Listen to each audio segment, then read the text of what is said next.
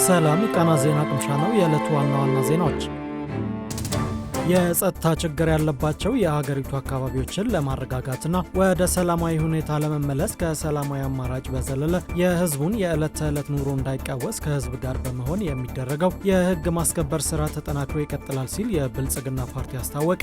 የፓርቲው ምክትል ፕሬዝዳንትና የዋና ጽህፈት ቤት ኃላፊው አደም ፋራህ የብልጽግና ፓርቲ የስራ አስፈጻሚ ኮሚቴ ያካሄደውን መደበኛ ስብሰባ አስመልክቶ መግለጫ ሰጥተዋል።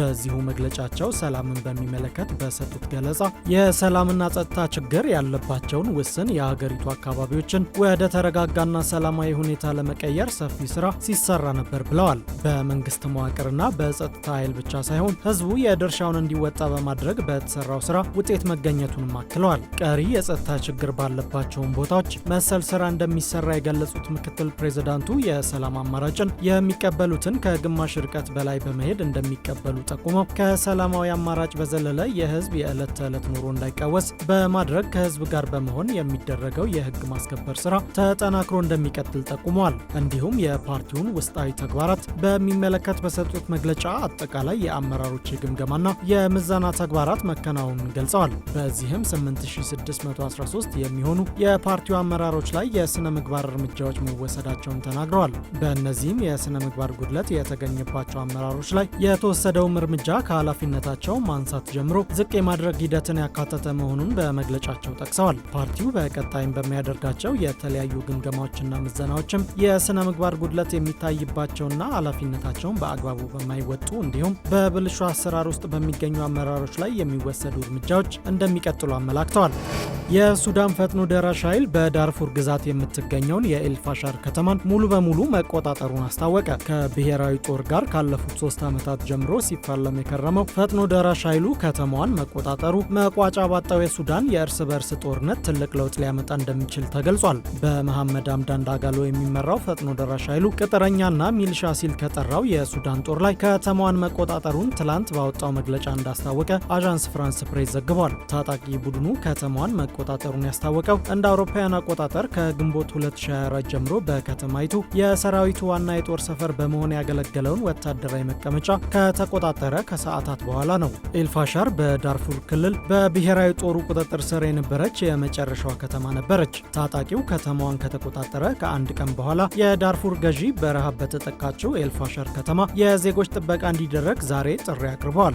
የተባበሩ መንግስታት ድርጅት የሰብአዊ ጉዳዮች ማስተባበሪያ ጽህፈት ቤት ኃላፊ ቶም ፍሌቸር በግጭት ውስጥ የተከበቡ ዜጎች የሚያልፉበት መንገድ እንዲመቻች ጠይቀዋል። በአካባቢው ባለው ከባድ ውጊያ ምክንያት ወደ ክልሉ መድረስ አዳጋች እንደሆነም ጠቁሟል። የሱዳን ፈጥኖ ደራሽ ኃይልና ብሔራዊ ጦሩ መፋለም ከጀመሩ 3ኛ ዓመታቸውን አስቆጥረዋል። የጦርነቱ መነሻ ደግሞ በሱዳን ብሔራዊ ጦር መሪ ጀነራል አብድል ፈታህ አልቡርሃንና በፈጥኖ ደራሽ ልዩ ኃይሉ መሪ ጀነራል መሐመድ ሐምዳን ዳጋሎ መካከል ልዩ ኃይሉን ወደ ጦሩ ማቀላቀልን በሚመለከት የተፈጠረ አለመግባባት ነው። የካሜሩኑ ፕሬዝዳንት ፖል ቢያ ከ2 ሳምንት በፊት በተካሄደው ምርጫ 53.7 በመቶ ድምፅ በማግኘት ማሸነፋቸው ተገለጸ። የሀገሪቱ ህገ መንግስታዊ ካውንስል ዛሬ ይፋ ባደረገው የምርጫ ውጤት የ92 ዓመቱ አዛውንት ለ8ኛ ጊዜ በድጋሚ መመረጣቸውን አስታውቋል። በምርጫው ተፎካካሪና የመንግስት ሚኒስትር የነበሩት ኢሳ ቲቺሮማ ባካሪ 35.2 በመቶ ድምፅ ማግኘታቸውን አዣንስ ፍራንስ ፕሬስ ዘግቧል። ዘገባው አክሎም ቲቺሮማ የቢያን በድጋሚ መመረጥ እንደማይቀበለው መግለጹን አስታውቋል።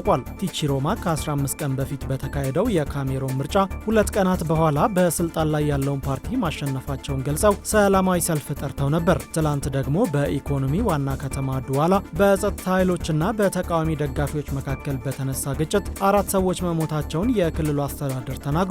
በግጭቱም የጸጥታ ኃይሎች ቀጥታ ጥይቶችን ከመተኮሳቸው በፊት አስለቃሽ ጭስ መተኮሳቸውን ለአመፅ አደባባይ የወጡ ተቃዋሚዎች እንደነገሩት ኤኤፍፒ ገልጿል። ባለፈው ሳምንት በምርጫው ቀንደኛ ተፎካካሪ የነበሩት ቲቺሮማ 54.8 በመቶ ድምፅ እንዳገኙ እንዲሁም አሁን በስልጣን ላይ ያሉት ፕሬዝዳንት ቢያ 31.3 በመቶ ድምፅ እንዳገኙ በራሳቸው ገልጸው ማሸነፋቸውን አውጀው ነበር። ደጋፊዎችም የቲቺሮማን የምርጫ አሸናፊነት ለማስጠበቅ አደባባይ ወጥተዋል። ተንታኞች በምርጫው በዓለም ላይ በዕድሜ አንጋፋው መሪ ቢያ ተጨማሪ የ7 ዓመት የስልጣን ዘመን ድል እንደሚያገኙ ጠብቀው ነበር። ፕሬዝዳንት ቢያ የምርጫውን ውጤት ተከትሎም እስከ 99 ዓመታቸው ካሜሩንን በፕሬዝዳንትነት የሚመሯት ይሆናል። እንደ አውሮፓውያን አቆጣጠር በ1960 ካሜሮን ከፈረንሳይ ነጻ ከወጣች በኋላ ቢያ አገሪቱን እያስተዳደሩ የሚገኙ ሁለተኛው የሀገር መሪ ናቸው።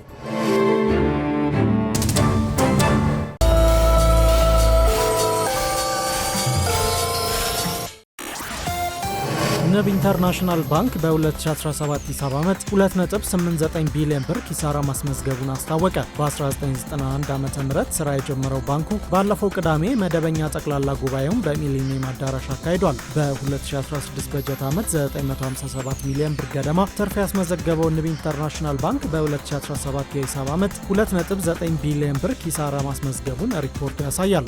የባለድርሻዎች የትርፍ ክፍፍል ደግሞ የ1000 ብር ዋጋ ባለው በአንድ አክሲዮን 192 ብር ኪሳራ ማስመዝገቡን ሪፖርቱ ያሳያል። ባንኩ በሂሳብ ዓመቱ ኪሳራ ቢያስመዘገብም የባንኩ የዳይሬክተሮች ቦርድ ሰብሳቢ ሺሰማ ሸዋነካ በበጀት ዓመቱ ከሚመለከታቸው ባለድርሻ አካላት ጋር በተከናወኑ ዘርፈ ብዙ ስራዎች ባንኩ ከፍተኛ ውጤት ማስመዝገቡን ገልጸዋል። አክለውም በአሁኑ ወቅትም በበርካታ መለኪያዎች ባንኩን እጅግ የተሻለ ደረጃ ላይ ማድረስ መቻሉን ጠቁሟል። የባንኩ ተቀማጭ ገንዘብ 51.3 ቢሊዮን ብር መድረሱን ተገልጿል። ይህም ከቀደመው ዓመት ጋር ሲነጻጸር በ13.9 በመቶ ብልጫ አለው። የባንኩ አጠቃላይ ሀብት ደግሞ በ1.3 በመቶ ቅናሽ አሳይቶ 66.1 ቢሊዮን ብር ደርሷል። በ419 ቅርንጫፎች አገልግሎት እየሰጠ የሚገኘው ባንኩ የሰጠው የብድር መጠን በ9.1 በመቶ ቅናሽ በማሳየት 44.7 ቢሊዮን ብር እንደደረሰ ሪፖርት ያሳያል። በ1991 ዓ.ም በ27.6 ሚሊዮን ብር የተከፈለ ካፒታል ስራ የጀመረው ባንኩ አሁን ላይ የተከፈለ ካፒታሉ 7.8 ቢሊዮን ብር ደርሷል። ይህም አሃዝ ብሔራዊ ባንክ ነባር ባንኮች እስከ 2018 ዓ.ም ድረስ የተከፈለ ካፒታል መጠናቸው 5 ቢሊዮን ብር እንዲደርስ ካስቀመጠው መስፈርት በ2.8 ቢሊዮን ብር ከፍ ያለ ነው።